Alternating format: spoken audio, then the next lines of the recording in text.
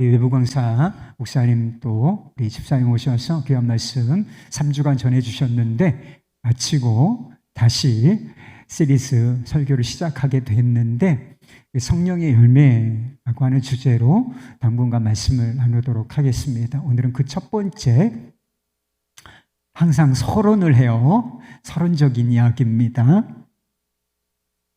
제가 실화탐사대라고 하는 영상을 MBC에서 하는 영상을 보았습니다. 서울의 한 고급 주택 단지에서 벌어지고 있는 이상한 일, 좀 이해되지 않는 일에 관한 일이 영상으로 이렇게 떠서 제가 그것을 보게 되었습니다. 젊은 부부가 집을 지으려고 해요. 부모님이 땅을 사놓으신 것이 있는데 허가를 받고 집을 지으려고 하고 있는데 온 동네 주민들이 나서서 이 건축을 반대하고 나선다 하는 그런 영상이었습니다. 건축하는 데 특별한 하자가 있는 것인가, 불법한 요소가 있는 것인가, 그런 것은 다 아니었습니다. 적법하게 건축 허가를 받고 건축 절차를 진행하는 중이었습니다. 그런데 조직적으로 동네 사람들, 차로 길을 막고, 그리고 길에 뚫어놓고, 그리고 인격 모독적인 이렇게 발언을 서슴지 않는 모습들을 그 영상을 통해서 보게 되었습니다. 근데 그 동네에 사는 사람들이 대부분 어떤 사람들이냐? 고급 주택단지라고 했잖아요. 상류층 사람들이에요. 그래서 전직 장관도 있고, 그리고 대기업 회장, 집도 있고, 그리고 학벌도 얼마나 좋겠어요. 최고의 학벌을 가진 사람들이고 경제적인 측면에서 상류층이라 이렇게 불리는 사람들이었습니다. 아마 그들은 특권의식을 가지고 있었을 것이 분명합니다. 내가 이 보통의 사람들하고는 좀 다른 종류의 사람들이다. 이 문제의 발단도 사실 거기에 있는 것이라고 싶어요. 그래서 우리는 특별한 사람이야. 레벨가 달라. 이렇게 생각하고 있지 않았나 싶습니다. 그러나 그들이 보여준 모습은 대단히 실망스럽고, 그리고 분노를 일으키기에 충분한 행동이었습니다.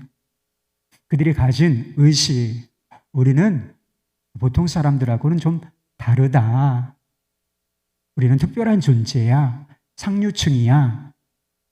이렇게 생각하고 있었지만 그들의 행동은 전혀 자신들이 생각하고 있는 그런 의식과 어울리지를 않았다라고 하는 것을 그 영상을 통해서 보게 되었습니다. 우리는 한동안 사도신경, 사도신조에 대해서 살펴보았습니다. 사도신경은 우리가 믿는 바, 그것이 무엇인가, 그 진리를 아주 짧게 요약한 신앙 고백인 것입니다. 사도신경의 고백에 따르면 그리스도를 믿는 사람들은 세상으로부터 구별된 존재들입니다. 놀라운 특권, 놀라운 신분을 가진 존재들이죠. 이 전능하신 하나님, 이 우주를 통치하고 계시는 하나님을 아버지라 부르는 사람들, 하나님의 자녀들이 있죠. 그리고 교회는 어떤 존재입니까? 어떤 곳입니까? 세상에서 불러냄을 받은 사람들의 모임, 불러내진 존재들, 타락하고 어두운 세상에서 불러 모아진 존재들, 그것이 그리스도인들이고 그 사람들이 모인 공동체가 바로 교회인 것입니다. 그럼 우리에게는 영생이 예비되어 있어요. 몸의 부활, 완전한 하나님의 나라, 그 나라에 들어갈 자격을 가지고 있는 사람들이라고 하는 사실을 이 사도신경이 보여주고 있는 것입니다.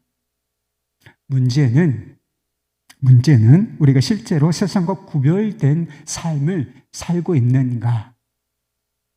진리는 그리스도인들은 세상에서 완전히 구별되어진 존재다. 대단한 신분과 특권을 가진 존재다라고 말하고 있단 말입니다. 문제는 우리가 실제로 구별된 삶을 살고 있는가라고 하는 것입니다.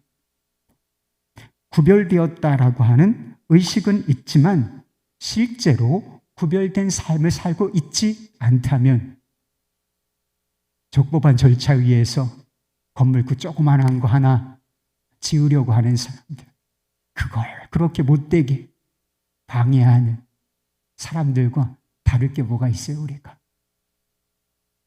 분노 유발자지. 구별되었다고?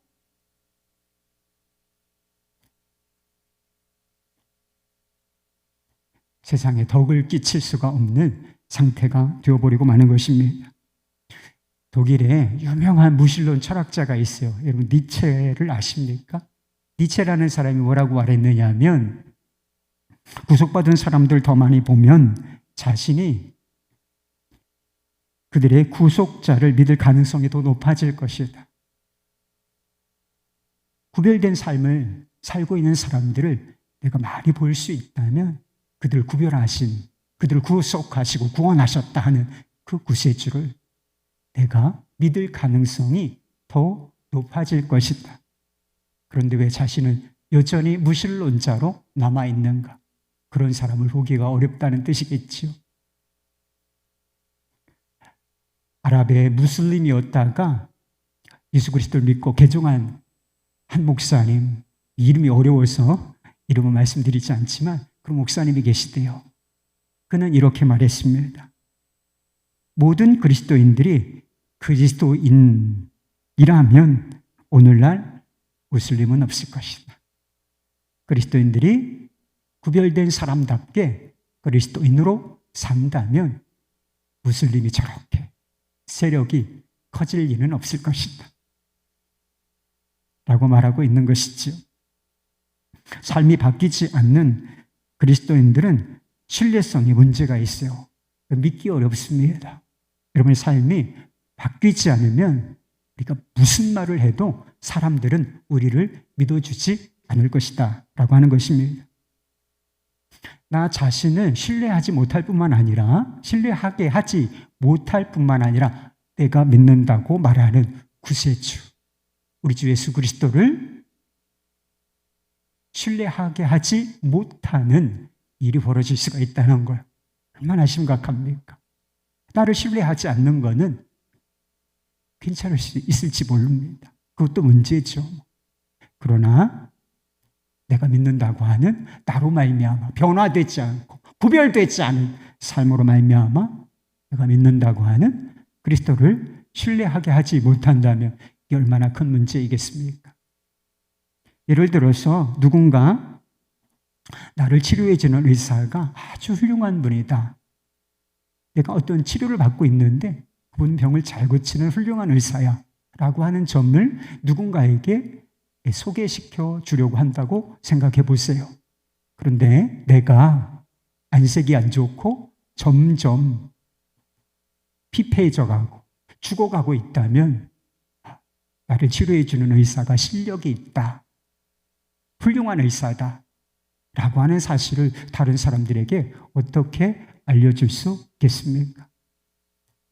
내가 자주 가는 정비소가 있어요. 차를 잘 고쳐주는 정비사가 있다. 이 사람은 차를 정말 잘 고친다. 소리만 들어도 어디에 문제 있는지가 어디에 문제가 있는지를 알아. 그리고 그것을 금세 이렇게 고쳐줄 수 있는 사람이야. 라고 하는 사실을 다른 사람에게 소개시켜 주려고 한다고 생각해 보십시오.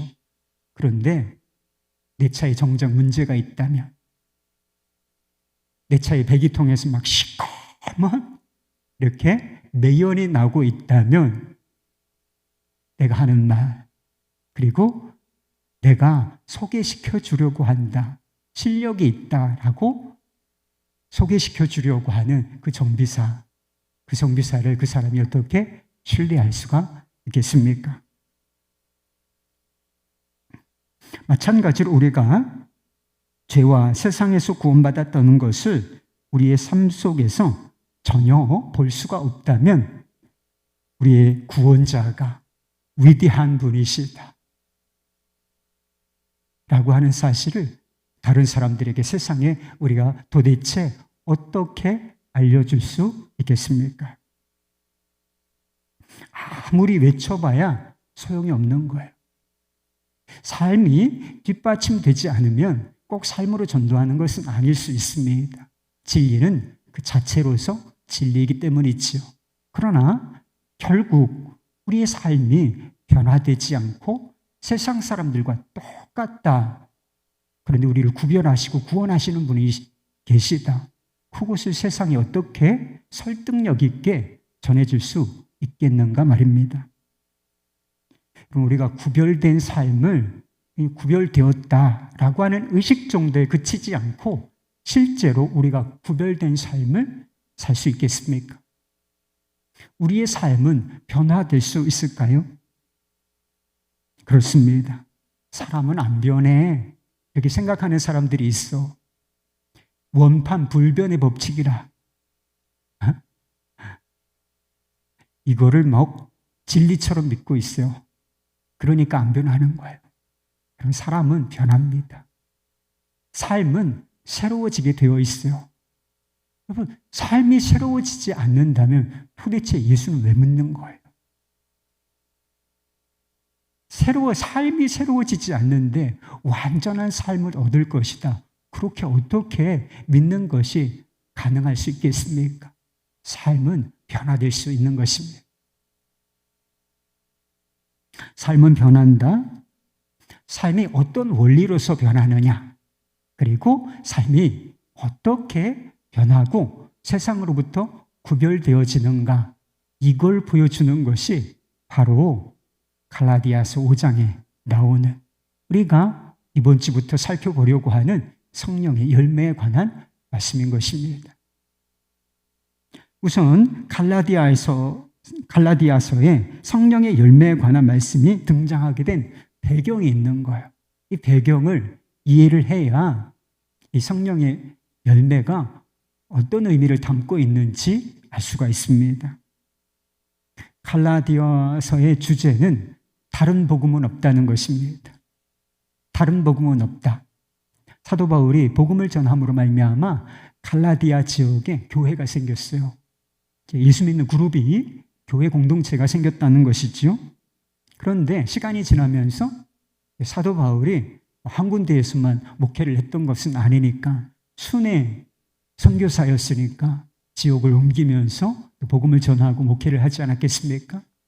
근데 사도 바울이 그 자리를 비운 사이에 거짓 선생들이 와서 다른 복음을 전하는 것이었습니다.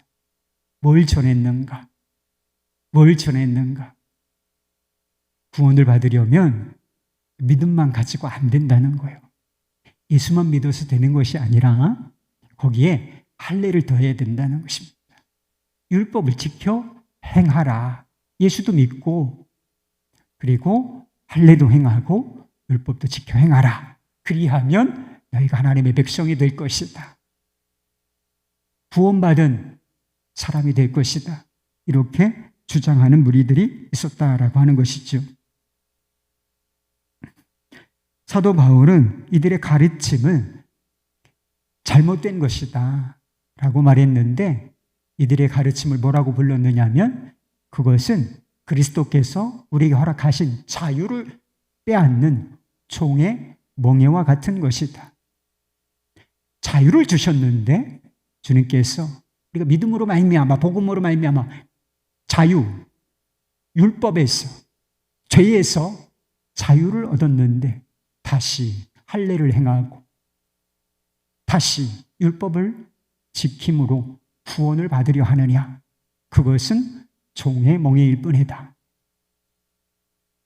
갈라디아서 5장 1절에 이런 말씀이 있습니다. 그리스도께서 우리를 자유롭게 하려고 자유를 주셨으니 그러므로 굳건하게 서서 다시는 종의 멍에를 매지 말라.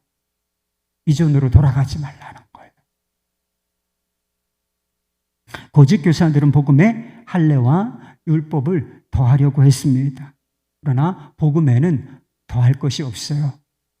그럼 복음에 더할 것이 없어요. 예수님께서 이 땅에 오셔서 우리를 위하여 하신 일, 그것이 완벽하기 때문에 99%쯤이 아니라 우리의 구원에 필요한 100%를 이루셨다. 그러니까 더할 게 있어요, 없어요? 여러분, 우리는 죄인이기 때문에, 본성상 죄인이기 때문에 더할 수가 없어요. 하나님 원하시는 삶을 살아서 구원받을 수 있는 존재가 아니란 말입니다. 뿐만 아니라 예수님이 하신 일에 더할 것도 없다. 예수님으로 충분한 거예요. 믿음으로 충분한 거예요. 예수님이 100%이시다. 예수님이 내 구원이시다. 내 의로움이 되신다. 이것을 온전히 내가 믿음으로 받아들이면 그 믿음으로 구원받기에 충분하다라고 하는 것입니다.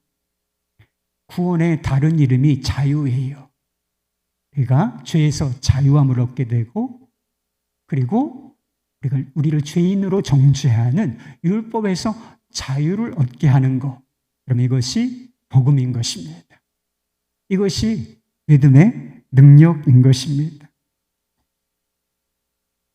그리스도께서 자유를 주셨으니 굳건하게 서서 다시는 종의 몽에를 매지 말라. 하나님께 인정받기 위해서 뭘 더하려고 하지 말라는 거예요. 구원받기 위해서 뭘 더하려고 하지 말라는 거예요. 하나님께 인정받기 위해서 뭘 더하려고 하십니까? 그게 종의 몽이에요. 이미 하나님께서는 우리를 예수 그리스도 안에서 완전히 받아주셨고 완전히 인정해 주셨다. 기뻐하신다는 거예요. 여러분, 이것이 우리에게 자유를 주는 거 아니겠습니까? 내가 뭐를 더해야 하나님이 나를 인정해 주시고 받아주시고 기뻐해 주시는 것이 아니라 내가 예수 그리스도 안에 있음으로 인하여 내 영혼을 완벽하게 받아주시고 죄에서 건져주시고 나를 사랑해 주시는, 더 사랑할 수 없을 정도로 하나님께서 나를 사랑하신다는 거예요. 예수 그리스도 안에 있을 때. 그러니까 자유잖아요. 우리는 그리스도를 믿음으로 죄와 율법에서 자유를 얻었습니다. 할례를 받던 받지 않던, 율법을 지키던 지키지 않던 구원과는 아무 상관이 없어요. 믿으십니까? 헷갈리죠? 진리는 그거예요. 여러분, 우리가 세례를 받던 받지 않던, 율법을 지켜 행하던 행하지 않던 구원과는 아무 상관이 없어요. 구원과 상관이 있는 것은 무엇입니까? 믿음 한 가지. 예수 그리스도가 충분하다라고 하는 믿음 한 가지인 것입니다. 그렇다면 어떤 사람은 이렇게 생각할지도 모르겠습니다. 우리가 율법에서 자유를 얻었어. 율법을 지키든지 지키든 않든지 구원하고는 아무 상관이 없어. 그렇다면 아무렇게나 살아도 되겠네. 조금 더 나가서 사람들이 막 나가. 죄를 지어도 괜찮겠네. 이렇게 생각할 수 있는 사람들이 있었다는 것입니다. 근데 율법에서 자유롭게 되었다는 것을 마음대로 살아도 될 자유라고 생각하는 사람들에게 사도 바울은 이렇게 말했어요. 율법을 통해서 구원을 받으려고 하는 사람들에게도 경고했어. 그 다른 복음이 있다. 그건 종의 멍에를 매는 것이다. 그러나 이쪽 극단으로 와서 뭐 마음대로 살아도 되겠네. 아무 상관이 없어.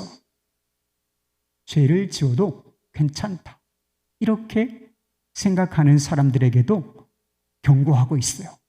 뭐라고? 갈라디아서 5장 13절 말씀. 형제들아, 너희가 자유를 위하여 부르심을 입었으나 그러나 그 자유로 육체의 기회를 삼지 말고 오직 사랑으로 서로 종노릇하라. 육체라고 하는 것은 단순히 이런 피부, 몸을 말하는 것이 아닙니다. 그것은 타락한 본성이에요. 우리 안에 아직 죄가 남아있는데 죄가 남아있는 죄성이라고 하죠. 육체에 남아있는 죄성을 의미하는 것입니다. 그리스도 안에서 얻은 자유를 육체의 욕심이 이끄는 대로 살 기회를 삼는 것. 자유를 얻었어요. 그런데 너무 나갔어. 그래서 육체가 이끄는 대로, 육체의 정욕, 육체의 욕심이 이끄는 대로 살아도 괜찮아. 그건 아니라는 거예요. 그것은 자유가 아니라 자유를 그렇게 쓰는 것은 정말 잘못 사용하는 것이다. 그것은 자유가 아니라 자유를 빌미로 삼은 방종이라고 하는 것입니다. 실제로 이렇게 사는 사람들이 있을까요? 있습니다. 예수를 믿는다고 하면서 더 이상 회개할 것도 없고 자유해져라. 마음대로 살아도 돼. 이런 사람들이 기독교 역사상 항상 있어 왔고 지금도 우리 주변에 있습니다. 사도 바울은 육체의 욕심이 이끄는 대로 살면 어떤 일이 벌어지는지를 그 다음에서 이야기해요. 19절부터 21절까지 말씀입니다. 육체의 일은 분명하니 곧 음행과 더러운 것과 호색과 우상숭배와 주술과 원수 맺는 것과 분쟁과 시기와 분냄과 당짓는 것과 분열함과 이단과 투기와 술 취함과 방탕함과 또 그와 같은 것들이라. 전에 너희에게 경계한 것 같이 경계하노니 이런 일을 하는 자들은 하나님의 나라를 유업으로 받지 못할 것이다. 자유라는 명목으로 이런 일을 행해서는 안 된다 라고 하는 것을 아주 명백하게 밝혀주고 있는 것입니다. 그리스도인들은 율법에서 자유를 얻은 사람들입니다. 율법에 매여서 종처럼 살 필요가 없는 사람들이에요. 인정받기 위해서 뭔가를 더 하고 더 해야 한다. 이런 의무감에서 이제 자유해지시기 바랍니다.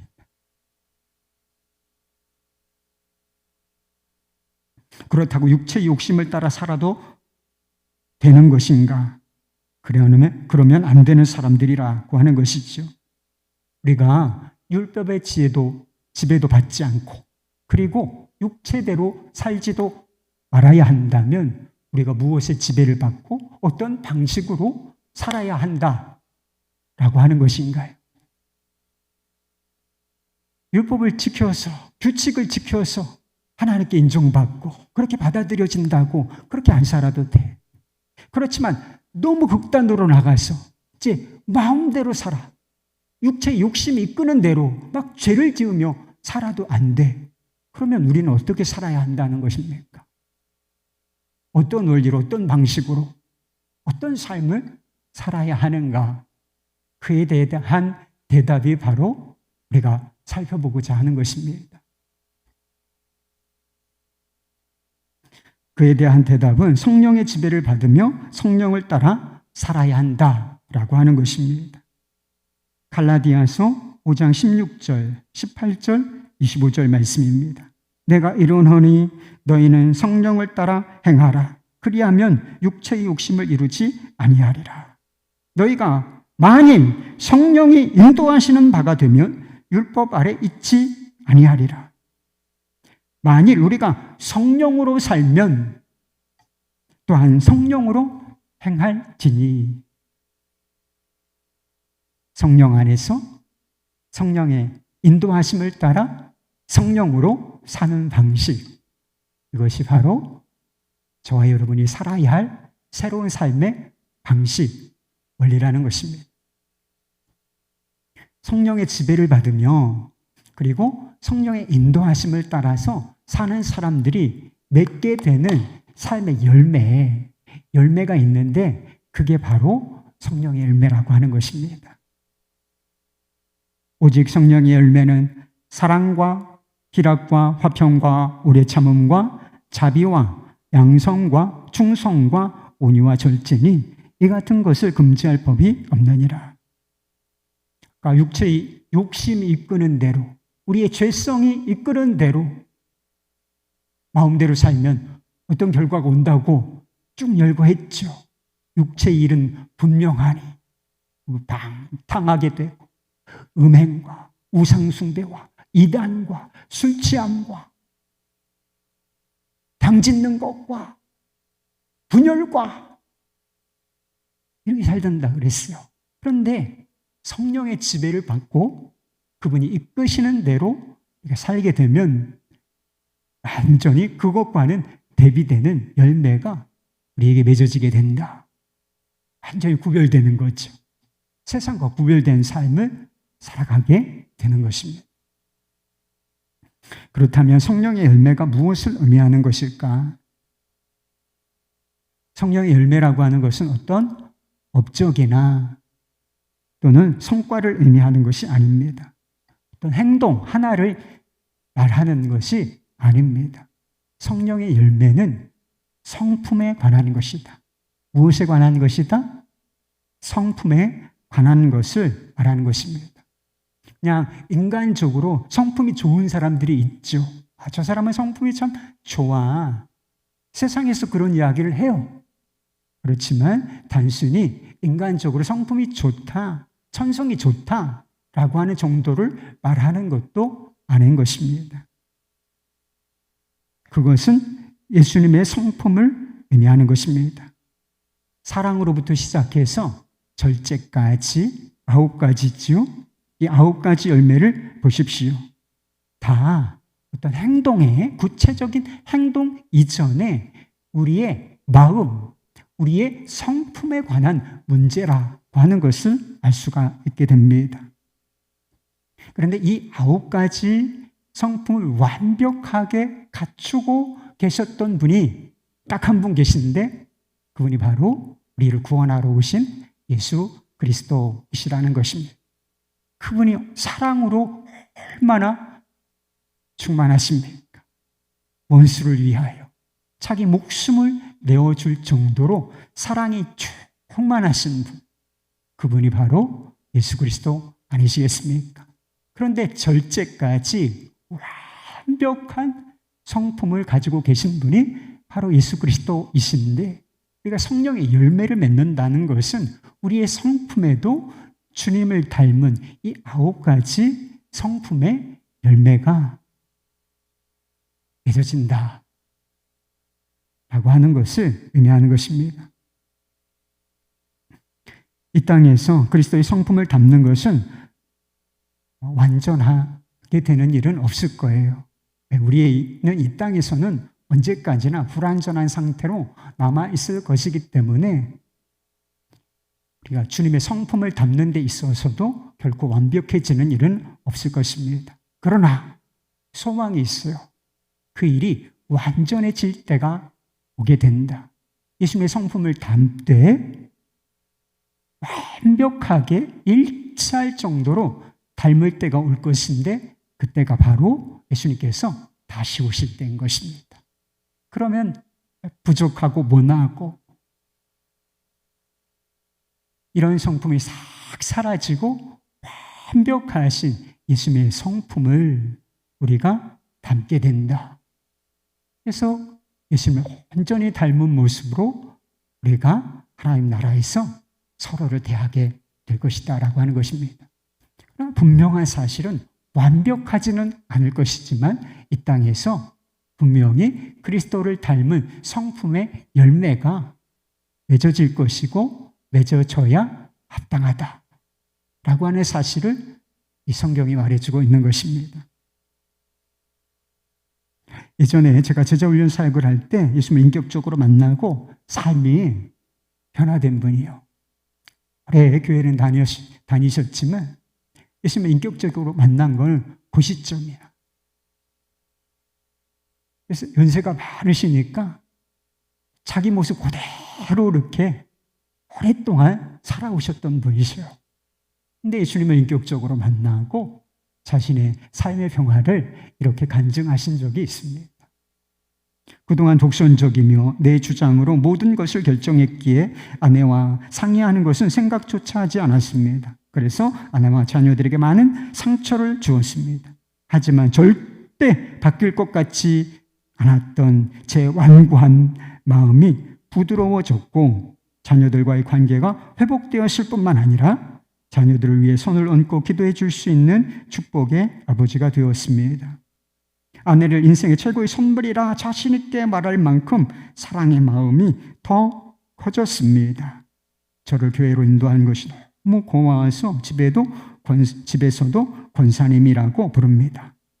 뿐만 아니라 눈물이 많아져서 하나님의 은혜와 사랑을 생각할 때마다 감격의 눈물을 흘립니다. 그래서 그런지 요즘은 제가 너무 많이 바뀌었는지 아내 권사님은 당신이 변화된 것이 진짜인지 가짜인지 모를 정도라고 합니다. 제가 전화를 받으면 요즘 사람들이 다른 사람이 집에 왔느냐는 반문을 받기도 합니다. 전에는 전화를 받아도 사무적인 말투로 대하곤 했는데 무엇을 해도 예수님의 마음이 되니 냉정하고 딱딱한 말투가 겸손해지고 부드러워져서 그런 것 같습니다. 얼마 전에는 아파트 아래층에 사는 이웃 아저씨가 요새 너무 아저씨가 친절해져서 눈물이 다 난다라는 말까지 들었습니다. 그리고 이제는 다른 사람들이 당신이 다니는 교회가 어딘데 그렇게 변화되었느냐라고 말하기까지 합니다. 여러 가지 변화가 일어나셨죠. 가족과의 관계, 자녀들과의 관계 대단히 달라졌다라고 하는 것을 스스로 고백하셨습니다. 그런데 이 모든 것에 변화의 출발점이 있어요. 그게 바로 마음이었습니다. 태도가 바뀌기 시작한 거예요.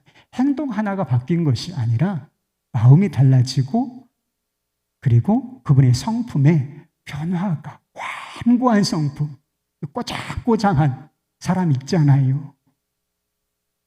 주변 사람 말 잘 안 듣고 자기 고집대로 살아왔다는 것을 스스로 고백하였는데 마음이 부드러워졌다는 거예요. 그래서 사람이 분위기가 달라진 거예요. 그래서 다른 사람이 사냐 이런 말을 들을 정도였다라고 하는 것이었습니다. 그렇다면 성령의 열매는 도대체 어떻게 맺어지게 되는 것일까요? 어떻게 우리가 그리스도의 성품을 닮은 자로 살 수 있겠습니까? 이거 하나면 되지 않겠습니까? 우리가 살아갈 때에 중요한 것이 있어요. 의지와 노력으로 되는 일이 아니라 이게 은혜로 되는 일이다. 하나님의 선물로 되는 일이다. 라고 하는 사실을 깨닫는 것이 중요합니다. 삶 자체를 변화시키려고 해서는 안 되는 거예요. 삶이 변화해야 된다. 요즘에 그런 도전을 대단히 많이 받고 있습니다. 한국교회 성도들이. 그렇지만 삶 자체를 바꾸려고 하는 것이 아니라 그 이전에 선행되어야 하는 것이 있다는 사실을 이 성령의 열매가 말해주고 있는 것입니다. 복음이라고 하는 것은 우리가 예수를 믿는다는 것은 그저 행동에 관한 문제가 아닙니다. 그것은 마음에 관한 문제이고 그리고 우리의 성품에 관한 문제인 것입니다. 더 깊이 들어가 보면 복음, 예수를 믿는다라고 하는 것은 사람의 존재가 바뀌는 거예요. 거듭남과 관련된 것이고 생명이 새로워지는 것과 관련된 문제라는 것입니다. 옛사람으로 살던, 죄의 종으로 살던 사람들, 자아에 매여 살던 사람들, 이 사람들에게 생명을 주려고 새로운 생명, 거듭난 생명을 주시려고 찾아오신 분이 우리의 마음을 바꾸시고 우리의 생명, 존재를 바꾸시려고 이 땅에 찾아오시고 십자가에 달려 죽으시고 우리 마음에 찾아오신 분, 그분이 바로 예수 그리스도이신 것입니다.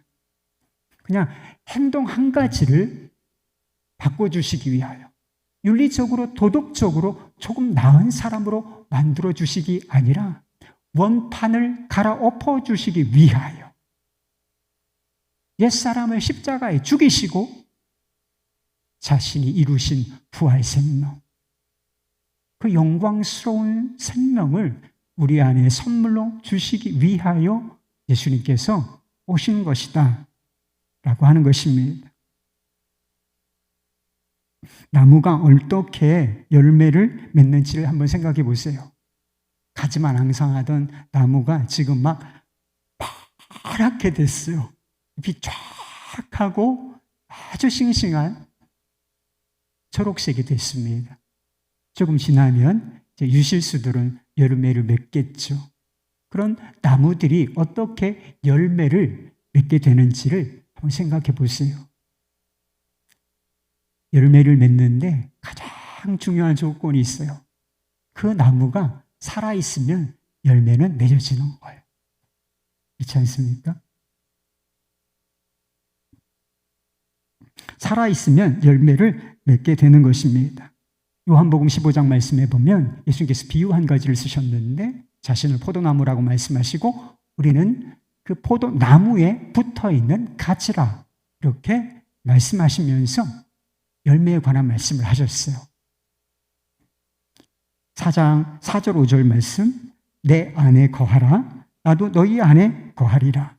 가지가 포도나무에 붙어 있지 아니하면 스스로 열매를 맺을 수 없음 같이 너희도 내 안에 있지 아니하면 그러하리라. 나는 포도나무요 너희는 가지라. 그가 내 안에 내가 그 안에 거하면 사람이 열매를 많이 맺나니 나를 떠나서는 너희가 아무것도 할 수 없음이라.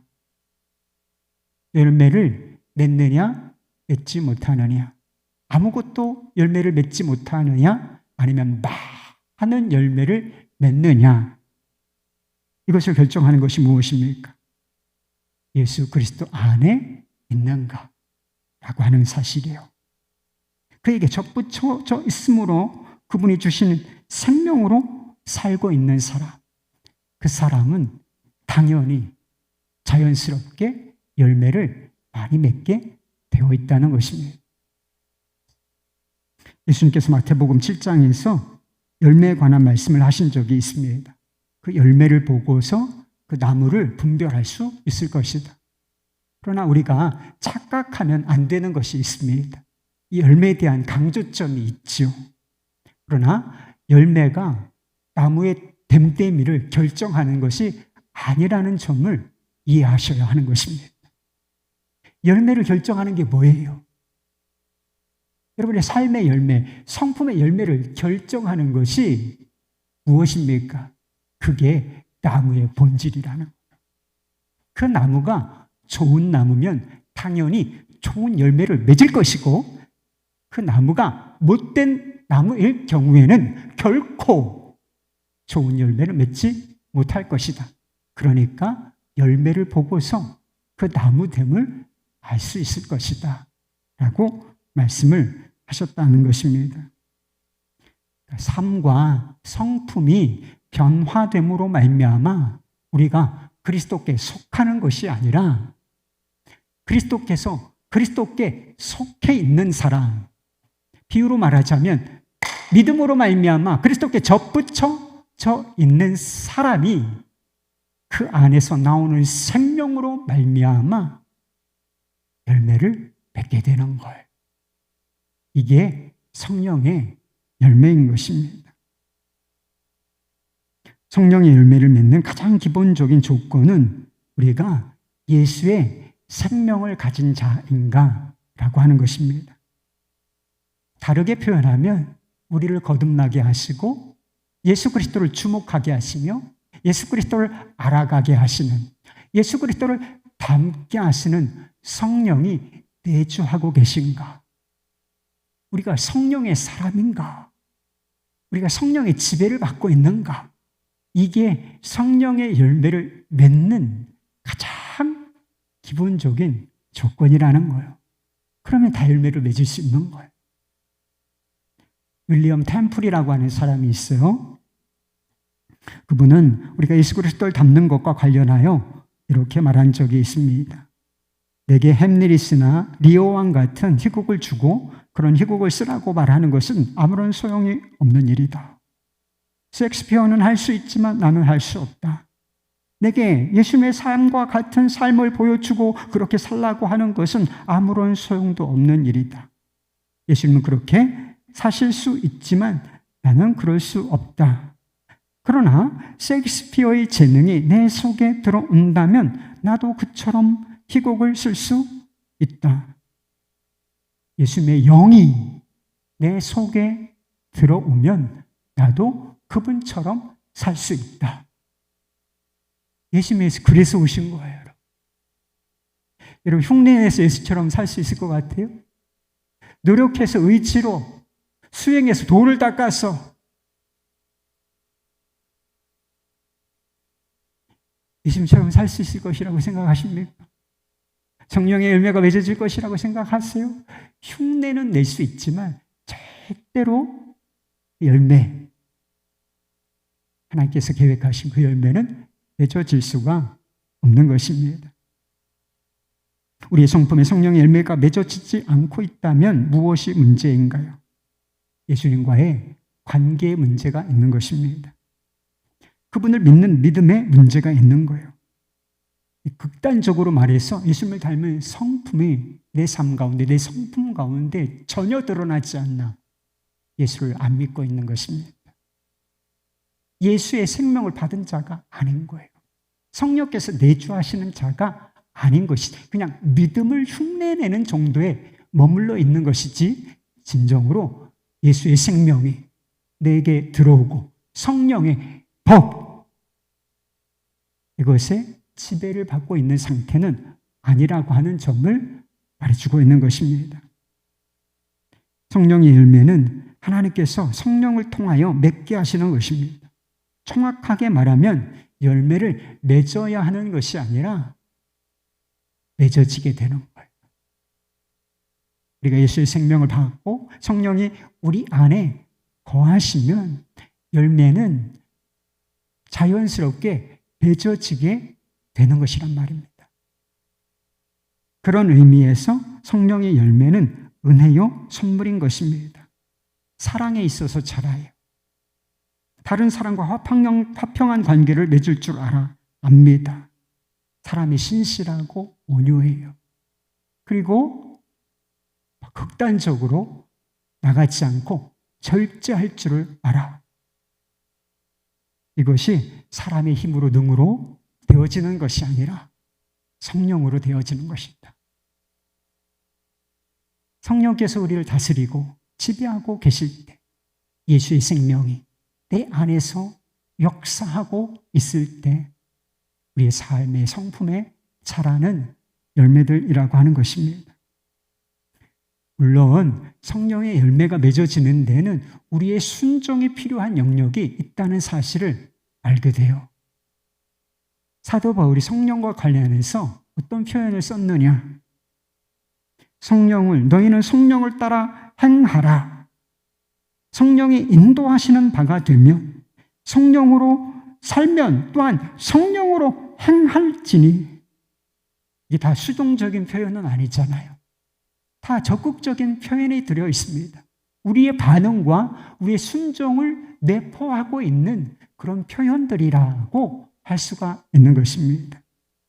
그러나 반응과 순종이 가능하기 위해서는 먼저 성령이 우리 안에 계셔야 한다는 것입니다. 성령이 우리의 마음을 지배하고 계실 때에 비로소 우리가 성령의 감동도 알고 그러므로 말미암아 반응도 순종도 가능해진다는 것입니다. 순종 이전에 믿음이 필요한 것입니다. 예수님께서 내 구원이 되시고 내 생명이시고 내 주인이시라고 하는 믿음이 필요한 것입니다. 예수님께서 내 안에 계시고 예수님께서 나와 함께 계시며 내 삶을 이끄신다 라고 하는 분명한 믿음이 필요한 것입니다. 성령의 열매를 맺고 싶다라고 하는 소원 이전에 믿음이 필요한 것입니다. 성령께서 내 안에서 열매를 맺게 하신다라고 하는 믿음이 필요한 것입니다. 내 삶이 변화되기를 소망한다. 좋아요. 그러나 실제로 우리의 삶이 변화되기 위해서는 믿음이 먼저 필요한 것입니다. 주님께서 내 삶을 변화시키신다 라고 하는 믿음이 있을 때 비로소 가능해진다는 것입니다. 사랑하라. 반복적으로 우리가 많이 듣는 이야기들 있잖아요. 사랑해야 할까요? 순종해야 하겠습니까? 물론이죠. 그러나 정말 사랑하라고 하는 이 말씀에 순종할 수 있는 사람은 하나밖에 없어요. 바로 사랑이신 주님을 믿는 사람입니다. 나는 할 수 없지만 주님이 사랑하게 하신다라고 하는 이 믿음을 가진 사람만 주님께 순종할 수 있어요. 그리고 실제로 사랑의 열매를 맺을 수가 있는 것입니다. 신학자이며 좋은 목회자인 존 스토트 목사님이 있어요. 그를 아는 사람이 말하기를 이분은 정말 내가 만난 사람 중에서 가장 예수님을 닮은 사람이다. 예수님의 성품을 닮은 사람이다. 이렇게 평가를 받았던 분이래요. 그는 매일 아침 일어나서 하나님께 이런 기도를 드렸답니다. 하늘에 계신 아버지, 오늘 제가 주님의 임재 안에서 살고 주님을 더욱 기쁘시게 하기를 기도합니다. 주 예수님, 오늘 제가 저희 십자가를 지고 주님을 따르기를 기도합니다. 성령님, 오늘 성령님이 저를 충만하게 채워주시고 성령의 열매, 사랑과 희락과 화평과 오래 참음과 자비와 영상과 충성과 온유와 절제가 제 삶 속에서 익어갈 수 있도록 해주시기를 기도합니다. 그를 많은 사람들이 그리스도를 닮은 사람이라 그렇게 여기도록 만들 수 있었던 것은 그렇게 그분이 다른 사람 앞에서 드러날 수 있었던 것은 이 기도, 매일 드렸던 이 기도와 결코 무관하지 않았던 것입니다. 주님께서 그의 기도에 응답하셨기 때문에 그가 사람들마다 그렇게 느끼게 할 수 있었다라고 하는 것이죠. 그리스도 안에 있는 것, 그리고 그리스도를 아는 것, 그리고 그리스도를 닮는 것, 그것을 삶의 유일한 목적으로 삼으실 수 있기를 바랍니다. 다른 많은 필요한 것들이 있지만 예수 안에 있고 예수를 알고 예수를 닮는 것, 그것이 유일한 목적이 되실 수 있기를 바랍니다. 하나님께서 그 일을 기뻐하시고 그 일을 이루신다고 믿으실 수 있기를 바라요. 그리고 그 믿음으로 하나님 아버지께 기도하실 수 있기를 바랍니다. 우리 하나님 신실하신 분, 우리에게 선물을 주시고 생명을 주시는 분, 그 하나님 아버지께서 우리의 믿음과 기도를 보시고 응답하실 것입니다. 그리스도를 닮고 그리스도의 성품을 닮는 데 있어서 자라갈 수 있도록 역사해 주실 것입니다. 그리스도의 성품을 닮은 주님의 사람으로 구별된 삶을 살아내는 주의 사람들로 살아가실 수 있기를 예수님의 이름으로 축복합니다. 함께 찬송하고 기도하십시다.